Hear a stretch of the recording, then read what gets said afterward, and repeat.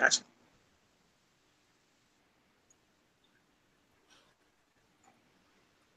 All right, what's up? This is Ace from Ace Corner Talk. Hope everything is well. Hope everybody's doing good. Today we got a special guest.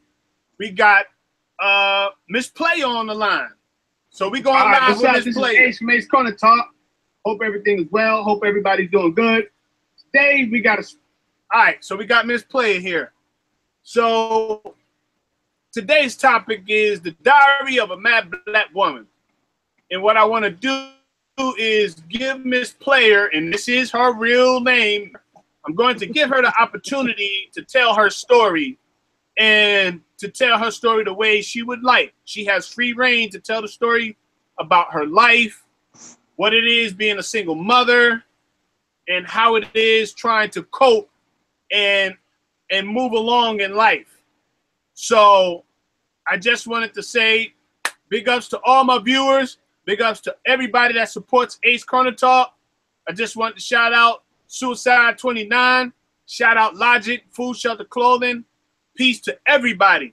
So we about to get this build on. So introduce yourself the way you would like, Miss Player. Well, good afternoon. My name is Shawnita Player.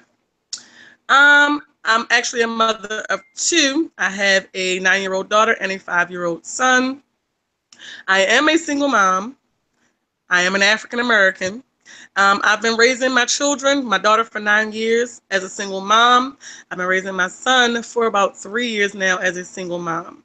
I was married, now divorced.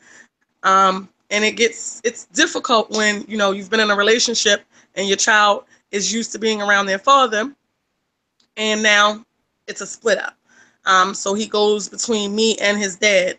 My daughter is not by my ex-husband, so her dad is not really in her life. She knows him. She knows what he looks like. She sees him periodically. He, buys things for her periodically, but that quality time that she needs with her dad, she doesn't get. So with that being said, she's a mama's girl. It's mommy 100% of the time. Mommy don't get no break. Mommy don't get no vacation. I go to all the school events. I go to the award ceremonies, and everything that has to do with her, I do because there's no one else there to do. It's hard, but hey, they minds. So you got to do what you got to do.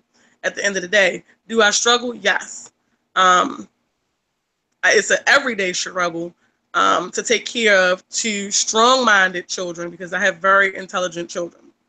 So it's not like they're not aware of their situation. They're not aware of their surroundings. They're very aware of what's going on in the world. My daughter, she sees her friends with their mom and their dad, and she wonder why she's not, it's not her mom and her dad. And I had to explain that, sometimes relationships don't work out between adults. It had nothing to do with her. It's not her fault, because you also have to explain that to them, that it's not their fault that the relationship didn't work out. Because sometimes children will blame themselves. And at one point, my daughter blamed herself for me and her dad not working out. So I had to explain to her that was an adult decision between two adults. And it's never her fault. She had nothing to do with that. That relationship was resolved before she was even born. So that comes into play. And it breaks your heart when you're trying to find an explanation to your daughter as to why her dad is not around, why he doesn't come and see her, as often as he should. Why doesn't he spend that time with her? Because like I told him, it's not about the money that you spend, because don't get me wrong, he does pay child support. If I call him, he'll do whatever she needs materialistic wise. But like I told him, that's not what she needs.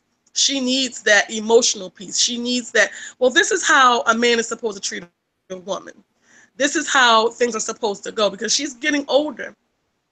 And it's hard for me to explain a male point of view because I'm not a male. I'm a female. And I know a lot of women say, oh, I'm the mom and the dad. Impossible. You can only be the mom. You can never be the dad. And I used to say that. I'm like, I'm the mom and I'm the dad. But I came to the realization I can't do what a dad can do. I can only do my part. God made me the nurturer. God made me the person who, nurtures them and, give them that love and that mommy part. And then there's a man that's supposed to give them that discipline and the love as well, but more of that structured piece. And that piece is missing. And a lot of people get upset when I say we're not intended to raise children alone, period. That's not how it's supposed to be. That's not how it's supposed to be. But in society, you have so many women that are raising their children alone due to the fact that, you know, the men are not there. And it's sad, but it's a true fact. Here we have. So I want to ask you. Okay, so with the hardships with your daughter and your son, when you face the everyday situation, actually honest with them, do you sit down and actually talk to them about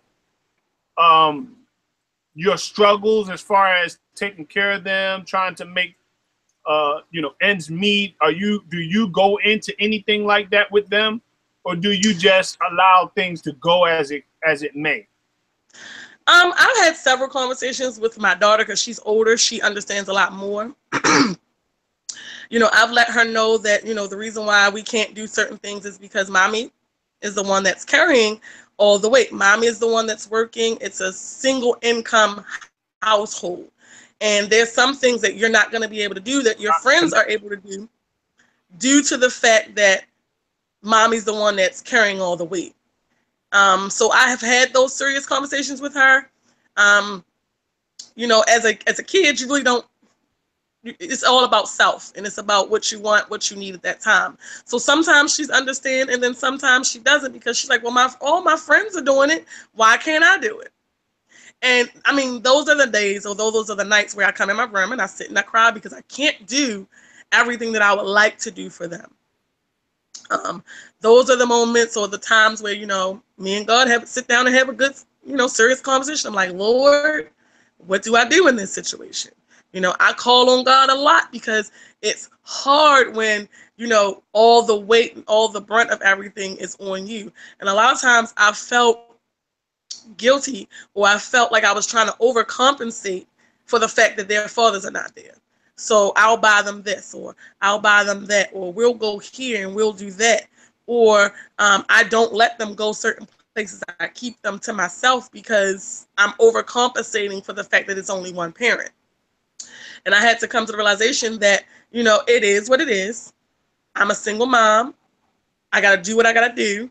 And at the end of the day, it doesn't matter if someone else is doing their part, as long as I'm doing my part. As long as they feel loved, as long as they feel appreciated, as long as they feel as though they have everything that they need, then I'm fine with that. And it took a long time for me to get there, because as a parent, you want the best for your children. You want to give them everything that they, some of the things that they want, but everything that they need. And when you financially can't do that, it kind of breaks your heart. But at the end of the day, you got what they needed instead of what they wanted. Did their fathers, did they get mad because of the child support thing? Because I know in some cases, the fathers get mad because they're on child support. And I'm not sure if that was the case in your situation, but I did wanted to shed some light on that, because I do know sometimes when fathers get on child support, they'll get mad and that they'll withdraw from every single thing. They might, even if they're paying child support, it's forced, but then everything else outside of that, they don't want to deal with it. But would that be the case in your situation? Have you experienced that? I've experienced both sides with that. Of course, I have two children by two different fathers. So with my daughter's father, if I call him, because if I call him, then I'm absolutely positively must need him to do it. Because I don't normally call him, and he'll say that with a shadow. He'll be like, you don't normally call me. So I don't mind, if you call me and she needs something, because I know then she definitely needs it. I'm not going to lie. I have a little bit of a pride issue when it comes to, my kids. I feel as though I had them. They're my responsibility. So I don't ask for help when I need it. Due to the fact, because of the way I was raised. My mom said, if you have kids, they're yours. They're your responsibility. You got to do what you got to do. So that's what I do. But in certain situations, I have to, put my pride to the side for the best interest of my child. So with my daughter's father, it's not an issue. If I call him and say, well, your daughter needs this, that, and the third, he'll make sure he gets it. Now with my son's father, that's a little different. Because my son gets money from his father being, on disability, he actually doesn't pay child support. He gets disability. So with that, my son gets a stipend. And anytime I ask him, I'll be like, oh, well, your son need a haircut. Well, he gets money every month, so you shouldn't have to ask me to get him a haircut. Or if I ask him, oh, well, he needs a pair of sneakers. Oh, well, he gets money every month. You shouldn't have to need me to buy him those sneakers. So that's, the other end of it. And at the end of the day, like I told him, I said, yes, he does get a certain amount of money per month. But what you fail to realize is not only do he need food, he needs shelter, he needs clothing, he needs lights, he needs Right. toiletries and things like that. So I've dealt with it on both ends. Right. I when I have talked to people in the past, talked about the struggles that women have. Some people say they try to stay with the parents.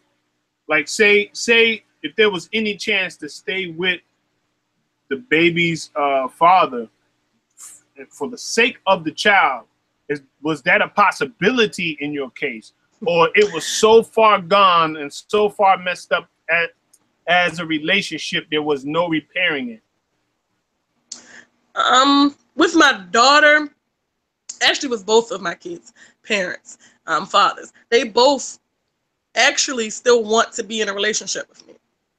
Me personally, I'm the one that cut it off due to the fact that it was a volatile situation, especially with my son's father. There was some physical abuse, that was, done towards me, done towards him. So with that, I said, no, that's a volatile situation. We don't get along being in the same household with each other. So it's best for us to just be friends for the sake of our child and keep it moving.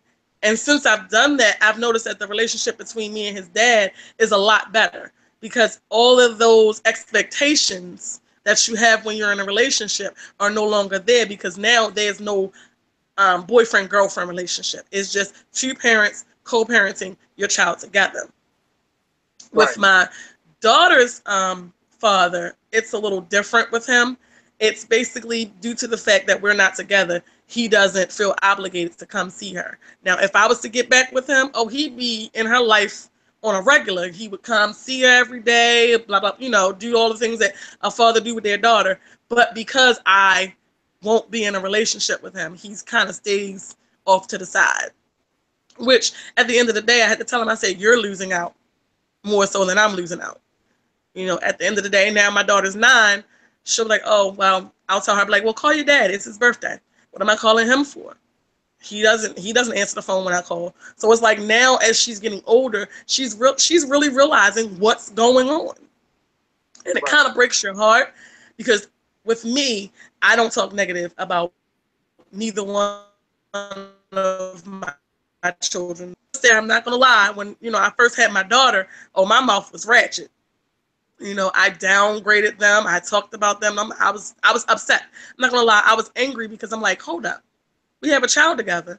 Why am I the only one that has to take the responsibility of this baby? So I was mad, and I made sure that it was known that I was angry about the fact that I had to take care of these children by myself. Oh, I'm sorry, and I just made it known that I was upset. Like, hey, why I didn't make these babies by myself? Why am I taking care of them by myself? And I had to come to the realization it's not about what they do, it's about what I do. So I had to change my mindset. And I just had to, grow up a little bit. And I came to the realization, I said, okay, me bad-mouthing him is doing what? It's not making him be a better parent. It's not making him come around. So now I have to change what I'm doing to see if I can get different results.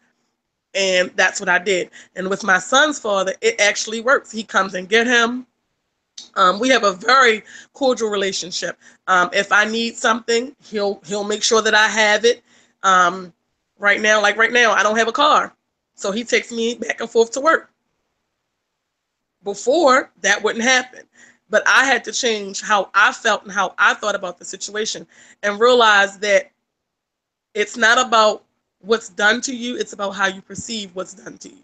So with that, I changed my whole way of thinking. And because I changed my whole way of thinking, it changed the whole relationship in turn. And I let go of that anger, because with anger, nothing's going to really get done. Because he's going to be angry, you're going to be angry, y'all can be pointing fingers back and forth. And at the end of the day, is that in the best interest of the child? No. So that's what I think about first and foremost. Even when I might get upset about something that, they've done wrong, I'll be like, okay, let me take it from their point of view. Let me look at it how they would look at it. Or is this argument worth arguing about? Is it going to solve anything? And if it doesn't, I just leave it alone. And, that's what I do. Okay. So, because on holidays, it's very interesting. Some dads don't even get to spend holidays. That's like a touchy situation. When the kids really want to have their father there in to be able to celebrate the holidays. Sometimes, in some situations, maybe the father's locked up, maybe he might be in the military going away. But if there was some situations where you couldn't reconcile, then is it, in your case, is it the possibility that he's not spending time during the holidays? Yes. And if not, then is it because y'all just not on good terms? I hope I worded it right. Well, with my son, he goes with his dad on holidays, most holidays. I don't celebrate Christmas, so he'll go with his dad on Christmas. I celebrate Hanukkah. So he's with me during Hanukkah and he's with his dad during Christmas. With my daughter, he doesn't pick her up for holidays. He doesn't pick her up any day. So she's always with mommy, or she's with her father's mother, her grandmother on her father's side. They do things with her during the holiday. If they don't come and pick her up, they make sure they come past to see her and spend some time with her. Her uncle on her father's side, he comes to the house. He's, sees her, spends time with her. But as far as her dad, he might stop past, and then he might not stop past. And in the beginning, she used to look for him. But when he wouldn't come, she got used to him not being there. So now she's used to her grandma and her uncle coming on, the holiday and spending time with her. So that kind of gives her a little bit of a, how should I say it? That gives her a little bit of comfort. Excellent. Because we diving into the ages where, if now I don't know if you was this type of mother, and I'm not speculating that you would be, but a lot of cases the mother would use the children to get back at the father. Now, I watch Maury sometimes, and that happens in that case. Yes, it I does. hope I ain't reaching too far, because I know Maury they got a lot of issues there with a mother, but use kids to get back at the father. Have you ever experienced that, where you felt like you wanted to use at some point the kids to get back at the things or the cruddy things they may have did? Have you ever did that? I mean, being honest now, because I'm gonna tell you one thing about Ace. I like to be honest and upfront with the people that are viewing, so it may can help them. This the whole goal is that maybe something you say or something you share can shed light on somebody else's situation that might help them. But being honest, have you ever dealt with that? Yes, with my son, I did. When he was first born, because of all of the things that me and his father was going through in our marriage, when he was first born, I refused to let his dad see him. I had reasons behind it, but now that I look at it, those reasons wasn't good enough. I looked at it back then because I was so angry back then. I was like, he you know, did this, that, and the third with his, because he has a child from a previous relationship. And I'm like, well, he did this, that, and the third with this child, and he hid this child when he was supposed to turn this child back over to, you know, the other parent. I'm like, well, what if he do that with mine? You know, so I use that as an excuse to keep him from seeing his son. Even when, you know, someone from my church tried to mediate, it's like, well, you know, he lives with me now, so he can come over, and, you know, the child can come over. I'll make sure that you get the child back. I didn't trust it. So I was like, no, he can't see him. And that's what it is. That's how it's going to be. And that's the end of it. So he ended up taking me to court. And when we went to court, the judge was like, well, you know, he's a parent that want to be involved. And I don't understand, you know, why these mothers, you know, be so bitter and they act like this and a third. But at the time, I had to let the judge know. I said, it has nothing to do with our relationship. It has to do with the fact of the things that he's done previously to let me know, okay, maybe I need to pull my son in to keep him safe. That's what it was for me, about his safety. And then I was like, well, if you can assure me that he's going to be safe, I have no issue with him seeing him. But if you can't assure me that my son's going to be safe in his care because of the things that he was doing, he was doing very malicious, you know, things to get back at me because he was angry with me because I ended the relationship. And I didn't want him to take it out on his son. So I used that as an excuse. And I'm going to say I used that as an excuse to say, oh, well, you can't see him at all. Even with the mediating person involved. I'm like, no, you can't see him. So when we went to court, we went to a seminar, a class. It was like a 2-part class that we had to come to. It was in Harford County, of how to deal with each other when the child is going through 2 separate homes. And it was a very, very good class that we went through. And at the end of that, we came up with a parenting agreement where, okay, you see him this many days a week, you get to keep him overnight, you get these holidays, and, you know, you get these days. And that was back when my son was first born. My son's now 5. So even though we still have that parental agreement in play, we really don't go by that. We basically what we do is when he want to come and get him, he comes and get him. It's not number days. I get him this many a number days, and that's what it is. At freaking, you know, he didn't get his way. I was like, okay, well, we're gonna go back to this agreement. You get him 3 days, and that's it. Then I had to come to the realization that's not hurting me. That's hurting my son. Right. So I had to step back out of my own feelings and was like, okay, it's not about me. It's about our child.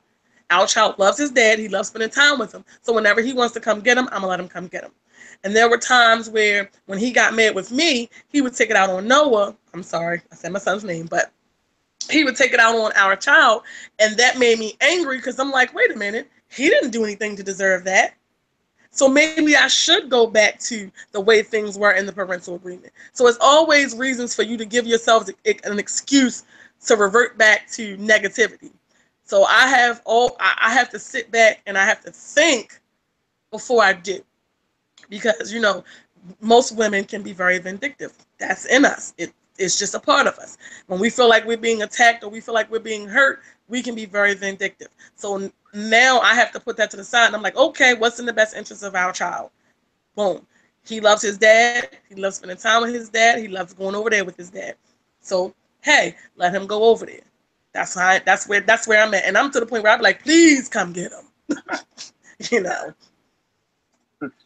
They,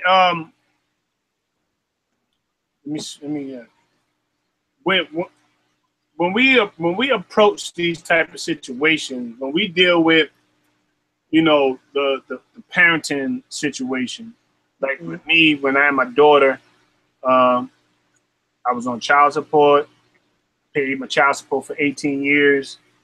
And the thing was, my daughter only seen one narrative or one side of the picture, which would be from her mother. Now, I know that she longs to want to be with me, and I know she longs to want to have that stronger relationship, but the distance between us kind of hinders that a lot. Now, how often do your kids ask about them, about their fathers? How is it like? Do they want him there? Do they want their fathers to be there on a consistent basis, or have they got to the point where it's a normalcy for them not to see them a lot, and they're kind of going with that narrative? With my daughter, she's gotten used to not seeing her dad. She's okay if she do. She's okay if she don't. At this point, she's basically told me I'm not going to set myself up, you know, to think that he's coming and then be disappointed when he doesn't show up. She's actually said that. And I'm like, wow, this kid is smart. But with my son, his dad comes and picks him up on a regular basis, so he's used to seeing his dad on a regular basis. But he'll let his dad know, I want to go back home with my mom at night. So when she get off, I'm going to need you to go and drop me off back home. So he doesn't mind spending time with his dad during the day. But when he's ready to go home and go to sleep, he wants to be with mommy. Be home. Mm-hmm. I know what you mean on that. And if anything that we have discussed, is there one key thing that you would like to? There's 8 people viewing right now currently, but there'll probably be 100, maybe 150 to 200 people that's going to watch this broadcast. Mm-hmm. Is there anything that you can say that might be on the top of your mind or in your heart that can help somebody else that might be in this predicament situation and, you know, moving forward in their life? Is there anything? Is there any lessons you learned? What was it? Could have been a style of men you picked? I mean, is there anything that can come to mind that you can give my viewers that can help them? Well, basically, this is one of my favorite sayings, and I really know what it means now. If you always do what you've always done, you'll always get what you've always got. So basically, if you're always doing the same thing, you're always going to get the same result. And I always wondered why, you know, it was this vicious cycle, why we kept going through the same thing over and over and over again. Can you just understand that I want what's in the best interest of our son? Boom. But the way that I was going about it, I was emancipating this man. I wasn't building him up or uplifting him. I was tearing him apart. And when you tear somebody apart, it's not going to want to make them do anything. It's going to make them withdraw. It's going to make them, you know, say, hey, I don't want to deal with that negativity. I don't want to deal with that. And basically what it comes down to is, oh, you're a bitter, angry mom. And I was that for a while. And I had to come to the realization that it's not about me. It's not about how I feel. It's about what's in the best interest of our children. It's about, okay, so if I take you from your father, how is that going to affect you? That's going to affect you mentally, physically, socially, emotionally, socially. It's going to affect you in every area of your life. Am I willing to do that to you? Because I say I love you. I'm your parent. I'm your mom. I say I love you, but is my actions, is my everyday going about doing things and decision making, is that actually showing that I love you? No, it's not. Because what I'm doing is I'm doing things based on how I feel. Excellent. And your feelings change every minute of the day. So you can't go by how you feel. You have to go by logic. Is this in the best interest of our child?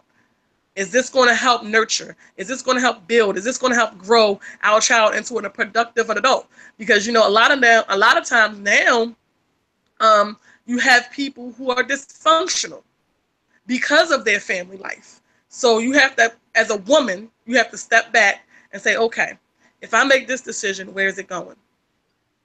If I make this decision, where is it going? Is this the best decision, not just for me, but for the family as a whole? Is this the best decision that's going to, you know, uplift, build our child? Or is this a decision that's going to tear our child down and make them more depressed? It's basically known in the Black community that, you know, most girls or boys are raised by single mothers. And it's a staggering thing, it's a statistic, but at the same time, a lot of it has to do with the women. And I know they might get mad because I'm a woman, but a lot of times it has to do with our ratchetness. And men don't want to deal with somebody that's being ratchet, or somebody that's being vindictive, or somebody that's doing things just to get back at them because they're angry about how the relationship ended, or because he got another girl. Right. I mean, I hear about it every day. oh, well, he's in a new relationship. He can take care of her daughter, but he can't take care of mine. Why are he not taking care of yours? Why is he not there? Are you making it feasible for him to be there? Are you making the environment encouraging for him to be there? No, you're not. You're being ratchet. So sit back and think about what you're doing and how it's affecting your child in the end. Right. That's one thing. Another thing is basically, you know, it's just you got to grow up. You got to grow up, and you have to realize that your decisions don't only affect you, they affect your child. And that's one of the biggest things that, you know, I see that has changed with me. Because when I was younger, it was about how I felt. It was about, well, if you make me angry, then you're not seeing him because I don't feel like dealing with you. It's not about that. It's not about that. At the end of the day, it's about your child loves you. Your child want to spend time with you. Spend time with your child. I'm going to put me to the side, put my feelings to the side. You know, how I feel doesn't matter. And that's what a lot of parents don't do these days and times. It's all about self. And it's not about the sacrifices that you need to make your child a better person. That's basically all I have to say. Excellent, excellent. So this is Ace from Ace Corner Talk. We got a special guest, Sister Player on the live stream. Yes, that's her name. Her last name is Player. So we definitely appreciate the insight that you're giving about being a single mother, and I commend you for the job that you're doing. From what I'm hearing, and you're a Baltimore native, right? Yes. Excellent. Okay. So I just wanted to make sure that people know you're Baltimore native. Yes, definitely from Baltimore. Yeah, I hear the Baltimore accent in there. I can hear it. It's the reality of what it is in the society that we live in. The reality is the foundations of the relationships that are built. Mm-hmm. That's a good question. I want to ask you, how was that foundation at first? Was the foundation, was it a high school, what, I mean, I need to get some insight because it's kind of puzzling that in a relationship, you're not the only one, probably thousands and thousands of people that are single mothers, but was that relationship started off on a good foundation? Was y'all friends first? Was it a high school buddy? I mean, I want to ask that question. Well, I'm about to be real honest. I'll put my own self out there on the chopping block. With my daughter's father, I knew him. I've seen him around the way. I knew of him. At that point in time, I think I was 28 because I was almost 29 when I had my daughter. So we met when I was 27. So around when I was 28 is when I found out I was pregnant with my daughter. But relationship, the foundation, it was no foundation. It was, I'm tired of being single. I'm gonna be real. I'm tired of being single. Why am I still single at 28? I haven't had any real relationships, so I'm gonna make this relationship work. And the signs, I mean, there's always warning signs. I was like, okay, I'm just gonna accept this because I don't want to be the snooty one. And that's what I was known as. I was known as the bougie one. You got too many, too many expectations. Because I had a list of what I wanted in a man. When I went to church, we learned about this is what you need. It's not about sometimes it's not about what you want, it's about what you need. I prayed about it. I asked God for this list. I had a nice little list. I had like 50-some things on this list. And here I am at 28 and I ain't even in no relationship yet. I'm like, wait a minute. This list ain't effective. Like, it's not working. So, I was like, what am I doing wrong? So when I met my daughter's father, I was like, okay, we're going to throw this list out the window. If he got at least maybe 5 or 6 or 7 of them, we're going to work with it. That was the wrong thing to do because the 5 or 6 things that he did have that was on the list was not, nothing effective for a relationship. So the relationship started off on some, rocky ground. And as the relationship got prolonged and as it went on, I started seeing things. I'm like, wait a minute, this man drinks every day. Like, can I handle that? Can I accept that? And when I came to the realization that I can't accept that, you know, because when he gets intoxicated, his mouth is ratchet. And one day I had to put my hands on him. So I'm like, oh, anytime I got to put my hands on somebody in a relationship, this is not what I want. So I let the relationship, I literally called him. I was like, look, can't do this. Relationship is over. He was like, what? No type of warning? No. I said, I warned you several times about, look, I'm going to need you to stop drinking. Because when you drink, it's not a good thing. It's not a good outcome. I gave you 3 warnings. Like they say, 3 strikes, you out. I gave you 3 strikes, now you out. With my son's father, once again, a lot of it has to do with how I was raised. Even in my family, with my brothers and, you know, my mom, they always say, you're so bougie. You so snooty. You got all these high standards and, you know, this, that, and the third. So with my son's father, he had a job. He was working. Yes, he did live at home with his parents, but, you know, he was helped taking care of the bills. So I'm like, okay, you know, that's something good. We got into our relationship. When I say literally within a year, we were married. Like, boom. I was like, okay. My thinking was, you're not going to get the cow for free. That's how I looked at it. You ain't going to get the cow and the milk for free. You're going to have to buy this cow. So we ended up getting married. And when I went into the marriage, I thought he was the knight in shining armor. I thought he was going to take all of that hurt, all of that pain from, you know, my family life, from past relationships with friends, you know, family members. I thought he was just going to take all that hurt and wipe it away. He was the eraser for all the hurt and pain in my life. And comes to realize that I put too much pressure on that man because that's not what he was there for. Okay. You know, and by doing that, when he would say certain things that would remind me of my family, I would lash out. And I was never an affectionate person, and he was. So he wanted to hug and cuddle and, you know, do all of those other things. And I'm like, ugh, no, I'm not. No, thank you. And a lot of that stemmed from the fact that I didn't have that in my family. So I brought that into the relationship. And that is one of the big things that caused a rift in my marriage, because I'm like, look, encouraging me, if you're not talking to me, if you're not complimenting me throughout the day, don't think at night you're going to get what you want, because that's not going to work. And that's how I was. Like, I'm literally, and then we went to my pastor and we had talks. My pastor was like, no matter what, that's your husband. Don't refuse your husband. I couldn't understand what he was saying then. I understand it now, but I couldn't understand it then when he was saying it. He was like, do you realize, and this is what I've learned since we've been divorced. He's like, do you realize that if you would have took care of him in every way that he needed to be taken care of, he wouldn't have had an issue with taking care of you. But you were going by what was coming out of his mouth. And what was coming out of his mouth was anger because you were not supplying the need that he needed. So when his need wasn't being supplied, he lashed out, and in turn, you kept withholding. So that made the relationship even more worse.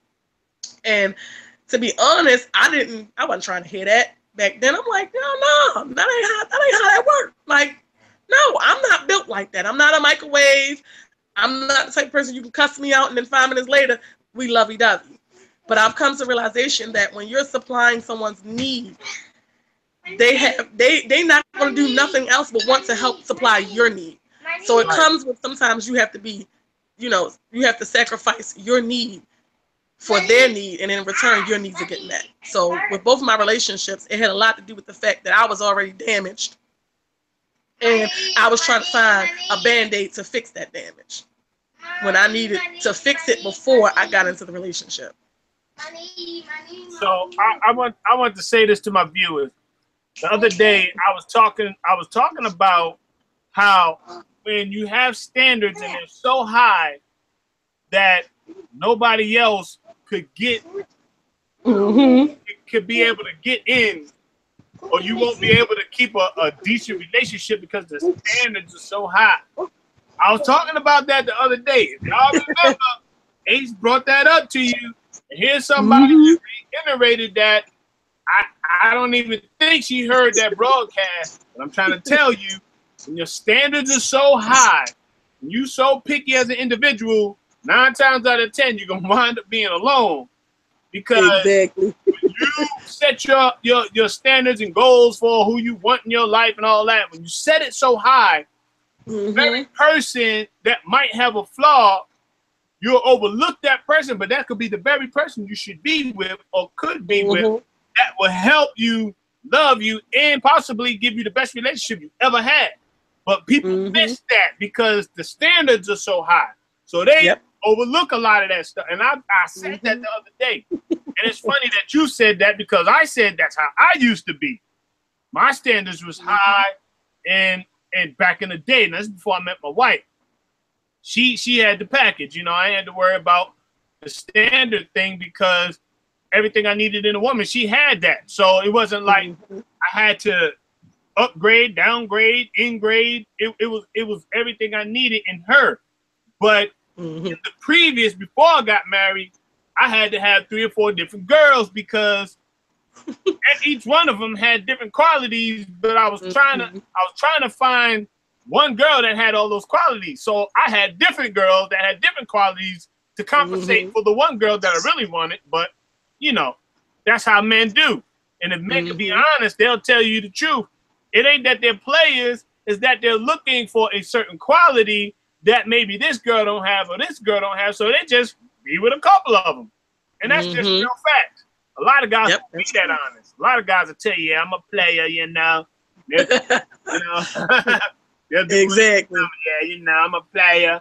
But if you really want to be honest, they're just looking for qualities in a woman. So they just choose a different, you know, couple of different ones just to get the quality. But what you said was so true.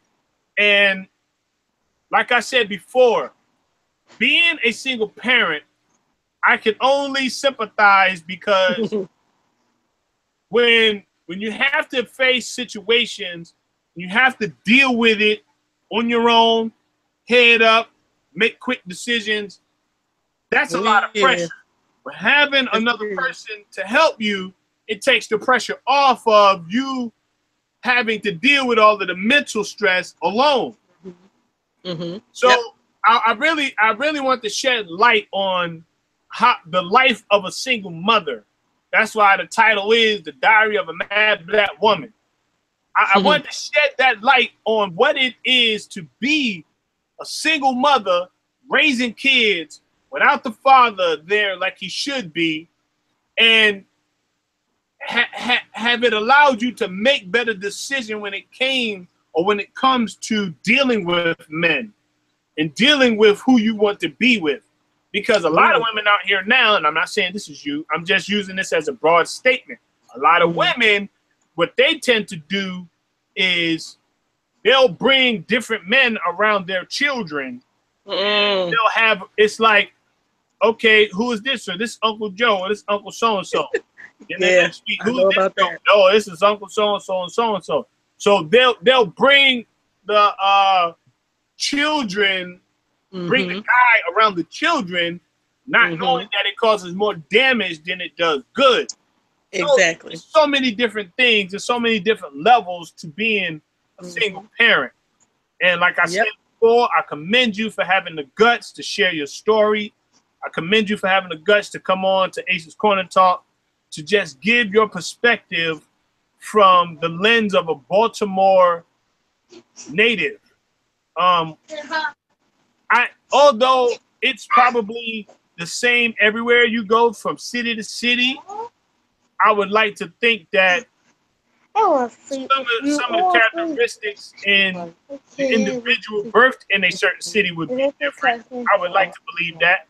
But as it is, this is something that hits everybody's doorstep. And some of the same things occur within the families of a single mother. So one question, how is your family? How are they supportive? Are they supportive? Are they negative? Because have anybody said this? Have anybody said, hey, I told you so, told you not to mess with this joker, told you don't be involved with this person? So have you had support for any family members? And have anybody ridiculed you in your family because of the situations you've made? Yes, I've had a little bit of both. I've gotten ridiculed about the choices of baby daddies, how they say it, baby daddies. I say the father of my children. I've gotten ridiculed about those choices. And I've also, well, I mean, I've gotten ridiculed about the choices of the fathers, but I've also gotten praise for how I'm raising my kids by myself. So, it's a backlash. They say, well, you should watch who you have your kids by. I do understand that now. I definitely understand that now. You definitely need to know the history of who you have in your kids by. So with that part, when I got ridiculed about that, I mean, I didn't want to hear it at the time, but I understood it. Because when you're going through a lot in a relationship, you don't want to hear the negativity. All you want to have somebody do is support you. Especially when you're trying to get out of a relationship, you want someone to support you with the decisions that you're making. Right. But in turn, it was because I've had some days where I was crying because I couldn't afford to get my children some shoes, or I couldn't afford to do this, that, and the third for my children. And I'm bawling my eyeballs out because I feel like I'm the worst parent in the world. And my brothers and my mom was like, girl, if you don't cut that out, like, you do everything for them children. You make sure that they have. You go without so that they can have. You are a very good mom. You are a very good parent. And sometimes you need that encouragement because, there's a time you feel like because you can't do this right now. Not saying that you're not going to be able to do it, but you can't do it at that moment. You feel like you're letting them down. But it's not that you're letting them down. You're letting yourself down because you have these expectations that you think you're supposed to fit. Can't at mark. You disappoint yourself. So I've had to be realistic with some of the things that, I think. Be quiet. Music stuff. A lot of black females get the blunt of the gun smoke, the gunfire. A lot of black females get that ridicule, and they try to generalize and say that the black females cause all of this themselves, and they're the worst things like bread. Now, you feel like you were the cause, or he was the cause, or y'all share neutral blame in how your situation is? I say we share mutual blame. It's not one-sided. And I think that a lot of people don't understand that it takes two to make a relationship work, and it also takes two to not make a relationship work. So I think it was both of us being stubborn. I wanted things to be a certain way, and I didn't want to bend when it came to those certain things, and that person wanted it a certain way, and they didn't want to bend when it came to what they wanted. And I think that we weren't willing to compromise. And in relationships, you have to learn how to compromise. Right. And that was one of the big issues that I had in both of my relationships with both of my children's fathers. It wasn't compromise. It was either my way or no way. So, yep. Yeah, I know that's a hard thing to do. Compromising is not an easy thing. You know what I mean? No, it's not. Yeah, that compromising thing is kind of like, I don't want him to have braids. Yeah, I want him to have braids. Well, it's always something that's going to get in the way of that what you may want or what he may want. So it's always going to be something. Yep. I'm trying to eventually, Ace Corner Talk is going to be branching out, having support groups for females. So I got some things in the making. Now I'm in seek of a co-host. So I want to have a co-host maybe 2 to 3 times a week, building with Ace Corner Talk. So I'm putting that out there. Anybody that can commit to 2 hours out of your week, 3 times a day, possibly 2 times a day, putting it out there right now, shouting it out to every corner, to every house. It's no conversation as far as funds go, maybe in the future, but this is something I'm starting off to see what can come out of it. So if there's any viewers or anybody that might see this, contact Ace at ace.barbertalk. Leave me an email so we can converse to see where we can go from here, male or female.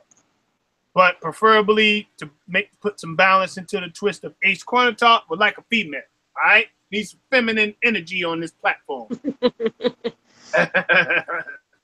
So if you think you got what it takes to be on Ace's Corner Talk, to give some light, to share ideologies, to share thoughts, whether you disagree with what I say or not, it's good to have some feminine energy on Ace's Corner Talk.